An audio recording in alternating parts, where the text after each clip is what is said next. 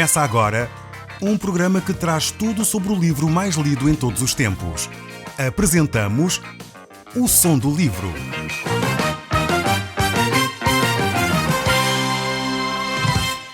Seja muito bem-vindo. Neste podcast vai encontrar o livro mais conhecido e lido em todo o mundo. Vamos levá-lo numa viagem pela história da humanidade. Este é um audiolivro para si, para a sua família e sociedade em geral. Contextualização e comentários de Paulo Chaveiro. E nós hoje vamos voltar à epístola que o apóstolo Paulo escreveu às igrejas da Galácia. Nós estamos a estudar o capítulo 5 e nós vamos continuar a olhar a partir do verso 18. Já analisámos estes versos até ao verso 17 e chegamos a esta conclusão que, efetivamente, a carne e o espírito estão em luta entre si.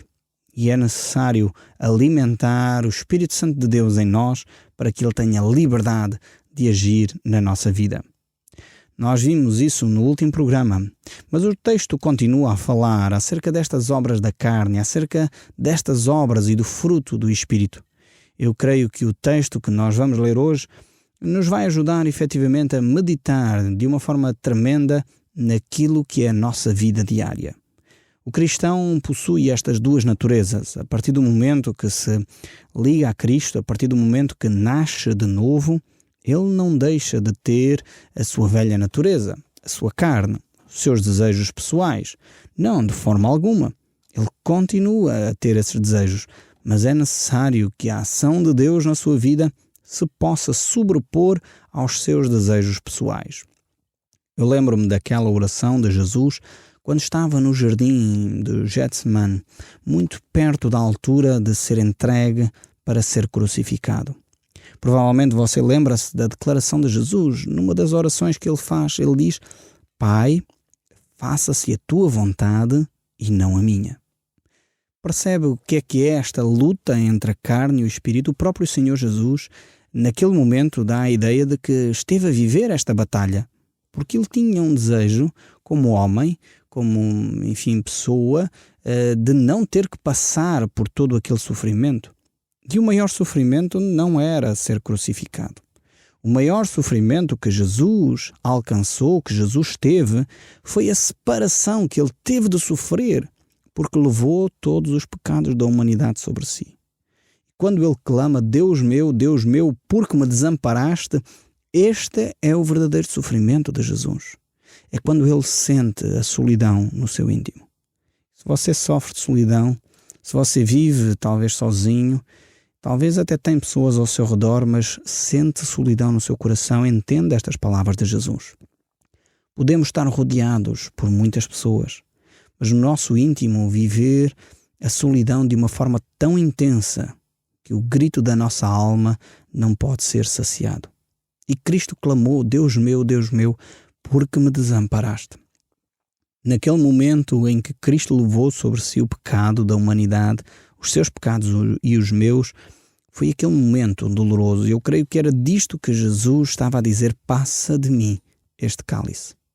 Porque algo que nunca tinha acontecido em toda a eternidade estava prestes a acontecer, que era a separação do Pai e do Filho. Algo que nunca tinha sido visto na Trindade estava a acontecer. Estava a ser rasgado como algo que estava a ser separado entre o Pai e o Filho, ao ponto de a natureza encobrir os seus olhos e se fez trevas sobre a face da terra. Porquê? Porque o Filho de Deus estava a tomar sobre si os nossos pecados. Então este é, de facto, o grande fenómeno da crucificação. E é isto que nos mostra que vale a pena caminhar no Espírito Santo. Há alturas da nossa vida que é difícil tomar esta decisão. O próprio Jesus teve que orar, teve que clamar a Deus: Pai, faça-se a tua vontade e não a minha. Provavelmente você, em alguns momentos da sua vida, tem de fazer esta oração também. Precisa dizer a Deus Pai, eu quero continuar a fazer a tua vontade. Está a ser difícil viver esta situação. Está a ser difícil talvez ser fiel ao meu cônjuge. Está a ser difícil permanecer na verdade. Está a ser difícil viver de uma forma equilibrada com as minhas questões na área financeira. Está a ser difícil, você sabe qual é a área de dificuldade.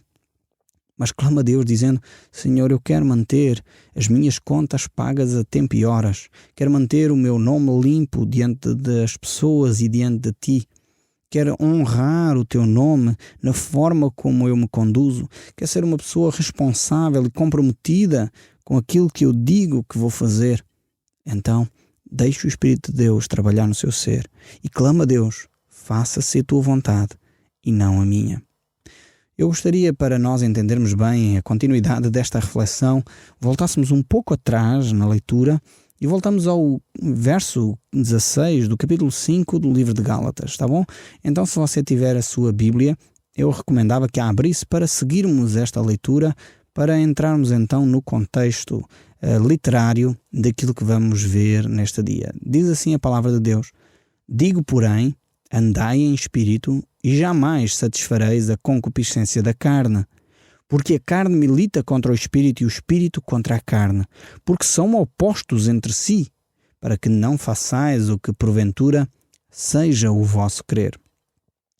Então, o apóstolo Paulo aqui está a falar sobre esta guerra entre a carne e o espírito, porque há efetivamente uma oposição muito grande entre estas duas naturezas.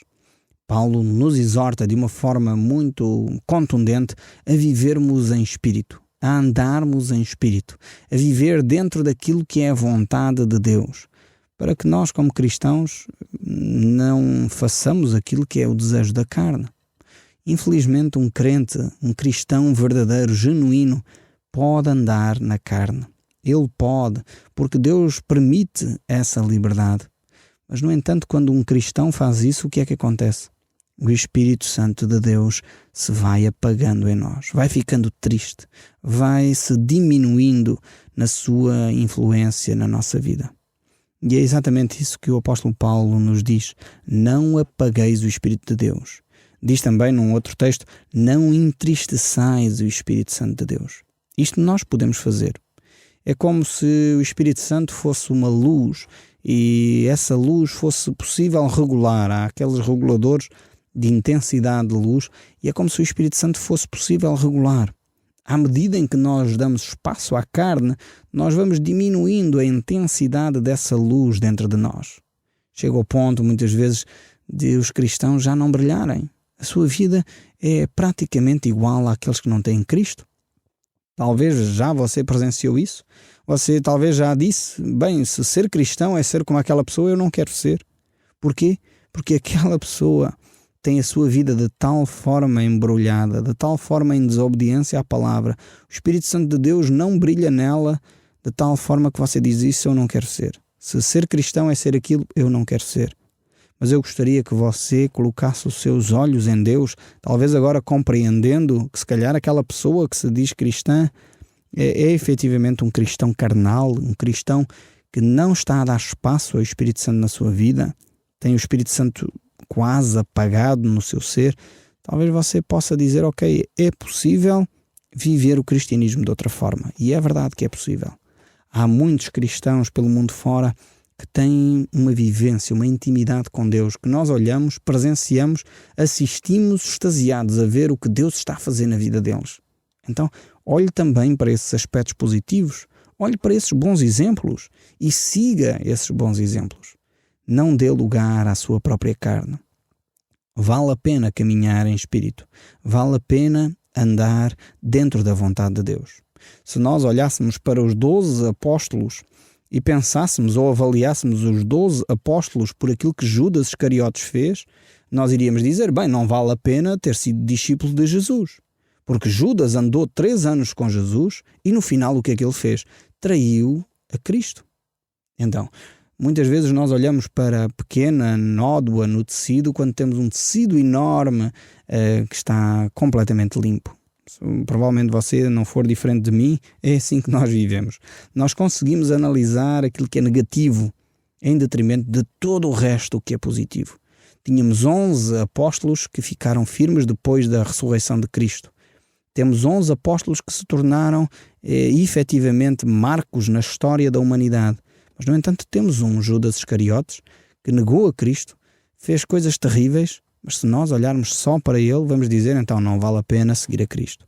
Mas não é assim que nós devemos proceder. Devemos efetivamente olhar também para os bons exemplos. E para cada um, Judas Iscariotes, nós temos 11 apóstolos que seguiram a Cristo fielmente. E para cada um desses cristãos que tem o Espírito Santo quase extinto dentro dele, temos 11 cristãos que vivem um cristianismo vivo, um cristianismo intenso, um cristianismo que vale a pena ser vivido. Mas continuando aqui nesta luta, esta luta espiritual que está a ser travada dentro de si, dentro de mim, que você provavelmente já assistiu e muitas vezes você diz, é difícil batalhar. Se você for como eu, há alturas em que nós temos esta tensão em nós e temos grande dificuldade em conseguir manter-nos dentro daquilo que é a vontade de Deus. E isto chamamos tentação, isto chamamos a batalha entre o espírito e a carne. Então é necessário nós resistirmos firmes na fé, ficando firmes na caminhada do Espírito Santo de Deus em nós. Mas o apóstolo continua e passa adiante, e vamos ver o verso 18 deste capítulo 5 do livro de Gálatas. Ele diz, mas se sois guiados pelo Espírito, não andais sob a lei. Aqui o apóstolo Paulo revela a atitude de um cristão genuíno. Ou seja, não temos que ter regras e mais regras e mais regras para nos conduzir. Porquê? Porque o próprio Espírito Santo de Deus vai nos mostrar no momento exato que não valeria a pena você ter dito o que disse. Por vezes as palavras até foram acertadas. Você pode dizer, mas eu disse uma verdade. Mas essa verdade foi destruir a vida da outra pessoa. Foi matar o relacionamento que você tinha. Foi anular ou diminuir aquela pessoa em frente de outros. E o Espírito Santo começa a contender consigo e você diz lá dentro do íntimo, não devia ter dito isto àquela pessoa. Não devia ter magoado desta maneira.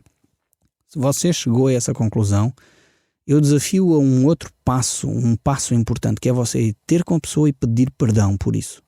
Diga, olha, eu disse estas palavras, senti que te magoei e eu quero te pedir perdão. Você vai experimentar na sua vida algo que talvez ainda nunca experimentou, que é o poder terapêutico do perdão. Quando você perdoa ou pede perdão, há um alívio tremendo na sua consciência. Muitas vezes os estudiosos, os cientistas, os médicos, eles já chegaram a esta conclusão que muitas das doenças que as pessoas têm, não é todas, mas muitas das doenças que as pessoas têm a nível gastrointestinal, pessoas que têm problemas de coração, palpitações, tensão arterial elevada, muitas dessas doenças têm a ver com amargura no coração das pessoas, com falta de perdão. E é curioso como é que algo tão espiritual afeta diretamente o nosso ser físico. Mas já reparou nisso? Há pessoas que têm úlceras no estômago, problemas intestinais terríveis que têm a ver com amargura, problemas que não foram resolvidos no seu coração, problemas de falta de perdão com alguém e foram alimentando aquela amargura dentro de si, aquele mal-estar, aquele ambiente desagradável que isso provocou enfermidades físicas. Então, aprenda a lidar com o poder terapêutico do perdão. Saiba pedir perdão e saiba perdoar quem o ofende. Todos nós somos falíveis. Você falha, eu falho. Todos nós caímos, todos nós fazemos coisas que são desagradáveis. Então saiba dizer, olha, eu te perdoo porque me magoaste aqui ou ali. Ou diga, eu te peço perdão porque eu te magoei aqui ou ali.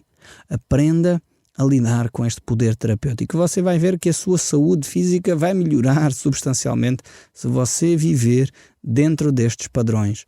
Mas não precisa de uma lista de regras, é aqui ou ali que eu tenho que cumprir. E é isso que o apóstolo Paulo está a dizer aqui neste verso 18.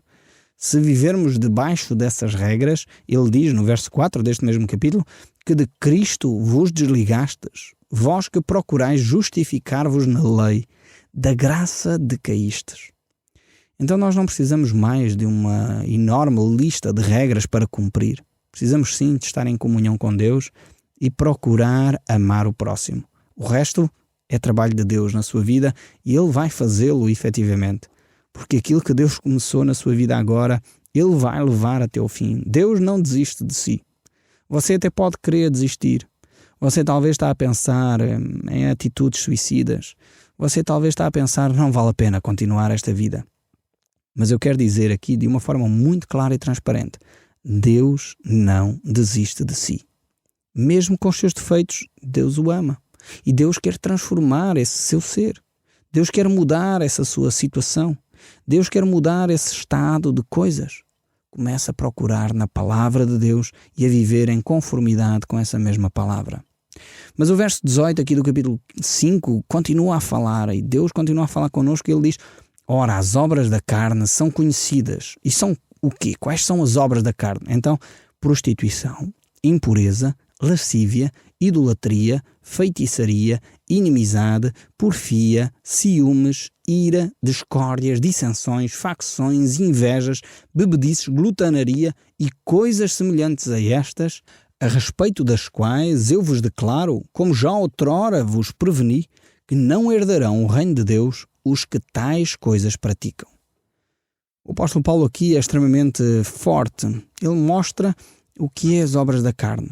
Muitas vezes eu ouço cristãos a dizer: foi Satanás que me tentou, foi o demónio que me tentou.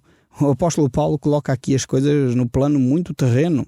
Ele diz: a prostituição não foi o demónio que tentou. A impureza, a lascívia, a idolatria, até a feitiçaria, nada disto foi o demónio que fez. Está em nós, na nossa carne, nos nossos desejos carnais. Então nós temos que vigiar a nossa atitude, o nosso coração. Depois ele prossegue para atitudes relacionais. Ele diz: a inimizade, a porfia, os ciúmes, a ira, a discórdia, as dissensões, as facções, a inveja. Isto tem a ver com relacionamentos. E ele diz: as questões dos relacionamentos não é o demónio que tenta, não é Satanás que faz problemas nessa área, é a nossa própria carne. Talvez você aí tenha dificuldade com as atitudes para com os outros, ira-se com facilidade, tem ciúmes de alguém, existem inimizades entre você e alguém, discussões, facções, invejas. Realmente são coisas que têm a ver com os seus relacionamentos, com os meus relacionamentos. É por isso que o apóstolo Paulo, num outro texto, ele diz que nós deveríamos chorar com os que choram e alegrar com os que se alegram. Se nós nos conseguíssemos alegrar com os que se alegram, certamente não teríamos inveja. Mas qual é a nossa atitude? Quando alguém compra-me um carro novo, nunca me calha a mim, coitadinho de mim, farto-me de trabalhar, e então o fulano tal é que tem um carro novo. Ou quando alguém muda de casa para uma casa melhor. É difícil nós nos alegrarmos genuinamente com os que se alegram. Ou quando alguém é promovido na empresa, você pensa: bolas, então o fulano tal está cá há menos tempo que eu e ele é que é promovido e eu não. Muitas vezes é esta atitude de inveja que se estabelece. Precisamos de curar, sarar os nossos relacionamentos. Isto são atitudes provenientes da carne. Mas não fica por aí. Ele avança também para vícios. Ele fala da bebedice, da glutanaria. Infelizmente o nosso país é um país que está a viver debaixo destes vícios. Hoje, mais do que nunca, se fala da obesidade no seio das crianças, no seio da população em geral, e as pessoas obesas e os malefícios que isso provoca na saúde. A saúde fica gravemente afetada quando as pessoas comem excessivamente. Glutanaria, a bebedice, já tenho falado disto N vezes aqui no nosso programa. No nosso país, as estimativas são horríveis. 1 milhão de portugueses vive debaixo do alcoolismo. E isto é algo culturalmente aceite, mas deveria ao mesmo tempo ser algo que deveria ser mudado na atitude de cada um de nós.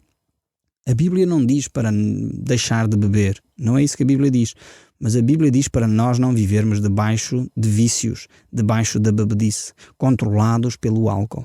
E infelizmente, vezes demais nós assistimos no nosso país pessoas que não conseguem passar tempo sem se alcoolizarem. Se você tem que se alcoolizar uma vez por mês ou uma vez de 2 em 2 meses, precisa de viver assim, não tem domínio próprio capaz de dizer eu tenho que cortar a bebida sem ficar alcoolizado, então você é um viciado. Precisa tratar disso com urgência. Se você tem que todos os dias beber um copo de vinho, ainda que seja à refeição, eu sugiro que você domine esse hábito. Beba água no outro dia. Tente controlar esse hábito.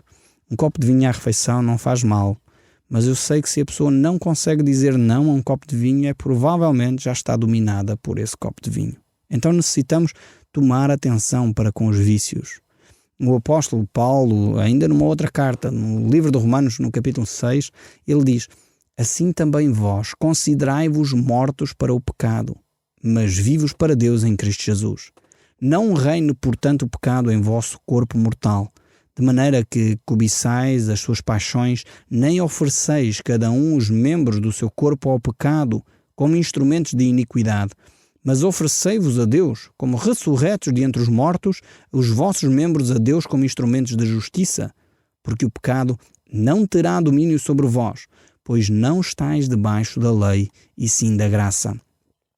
Agora, pois, já nenhuma condenação há para os que estão em Cristo Jesus, porque a lei do Espírito é vida em Cristo Jesus. Te livrou da lei do pecado e da morte.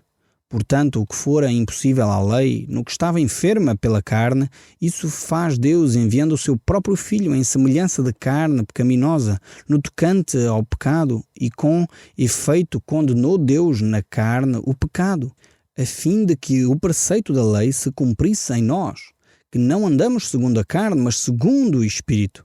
Porque as inclinações para a carne cogitam das coisas da carne, mas os que se inclinam para o Espírito das coisas do Espírito, porque o pendor da carne é a morte, mas o pendor do Espírito é a vida e paz. Por isso, o pendor da carne é inimizade contra Deus, pois não está sujeito à lei, nem podemos estar. Portanto, os que estão na carne não podem agradar a Deus. Vós, porém, não estáis na carne, mas no Espírito. Se de facto o Espírito de Deus habita em vós, e se alguém não tem o Espírito de Cristo, esse tal não é dele. Então vejamos bem aqui esta frase, este texto que o apóstolo Paulo escreve aos Romanos. Ele é extremamente forte. Não podemos dizer que somos de Cristo e ao mesmo tempo viver como nos apetece. Mas ele não termina por aí. Ele agora vai falar também dos frutos do Espírito e diz, mas o fruto do Espírito é amor, alegria, paz, longanimidade, benignidade, bondade, fidelidade, mansidão, domínio próprio, e contra estas coisas não há lei. Então nós devemos entender esta atitude, este balanço entre viver na carne e viver no Espírito. E nós, como cristãos, 98% do nosso país se diz cristãos, se vivessem debaixo do Espírito Santo, dando este fruto do Espírito Santo, um fruto de amor, certamente o nosso país seria muito diferente. Esse fruto de amor é extremamente bem descrito pelo apóstolo Paulo na primeira carta aos Coríntios, no capítulo 13. E eu sugeria que você pudesse ler isso com tempo em casa. É efetivamente uma declaração tremenda acerca do amor. Eu espero que você possa desenvolver na sua vida essa atitude de amor para com o próximo e possa desenvolver o fruto do Espírito para que ele possa efetivamente dominar toda a sua vida e a sua vida e dos seus familiares possa ser diferente daqui em diante. No próximo programa nós continuaremos a olhar para estes textos o apóstolo Paulo escreveu à Igreja da Galácia. O Som do Livro, uma produção da Rádio Transmundial de Portugal.